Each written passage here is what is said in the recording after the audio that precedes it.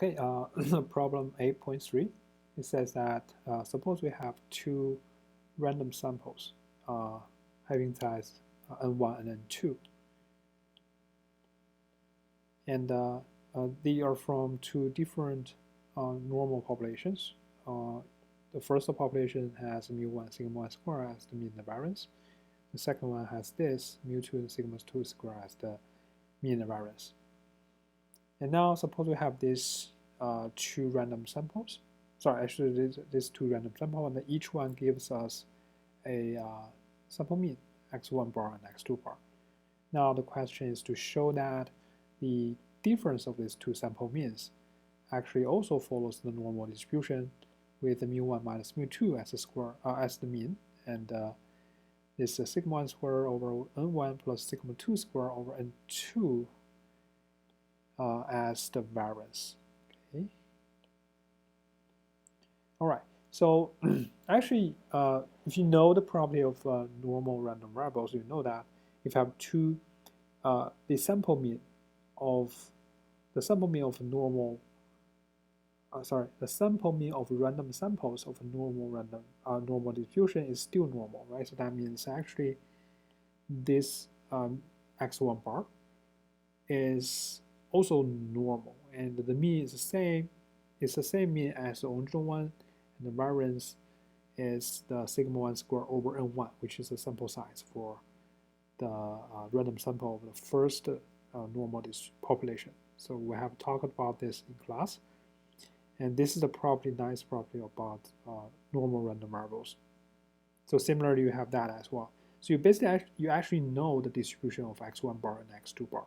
They're just the normal random variables, and their means are just mu1, mu2. Their variances are just this guy and this guy.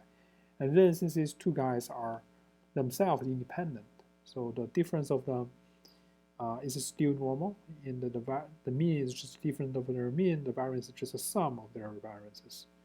Right? So actually, we know this fact, or we know this result immediately. But the question here asks you to do that, to do this proof using the moment generation function. This is referred to, I think, theorem 4 in the textbook. So here we're going to use just follow the instruction. Let's use the moment generation function to prove this. Okay, so to do that, we know that for x1 or x2, so I use xi bar. I is either 1 or 2. The moment generation function of this guy, it is shown in the theorem in the textbooks that the moment generation function of this is just the mu it, e to the mu it plus this. So this actually tells us that the xi bar is normal, right? Because this is actually the normal, it's a moment generation function of the normal random variable with the mu I as the mean and this guy as the variance. So that's what we know about the moment generation functions of these two guys. And then because these two guys are independent, we can derive the moment generation function of their difference. So the moment generation function of their difference is just the moment generation function of the first one times the moment generation function of the second one with the negative sign.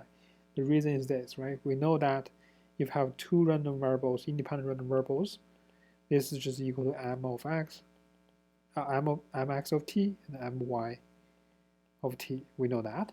On the other hand, if you have the negative y, so what do you get here? If it's x minus y, you have mx of t, negative y, you treat negative y as a random variable. But a property of the moment generation function is if you multiply the random variable by some constant, remember that if I have the ay of t, this is actually equal to my of at, where a is any scalar, any constant. So here is like a is negative 1.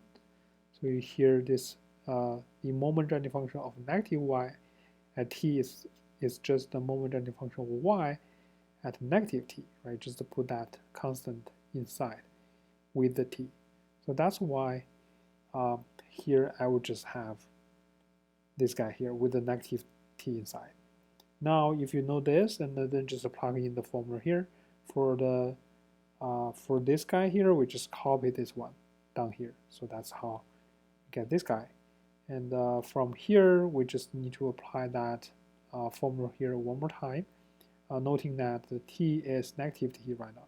Negative t right now, so we have this. You see here, I have a negative in front of t, but here, since it's just negative t squared, it's still t squared.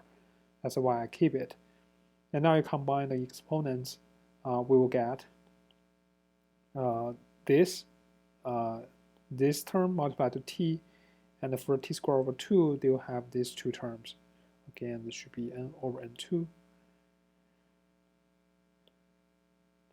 Okay, so that's why this is essentially just the moment Jenny function of a normal random variable with this as the mean and this as the variance. And this tells us that the x1 bar minus x2 bar is essentially just normal with this and this as the mean and variance.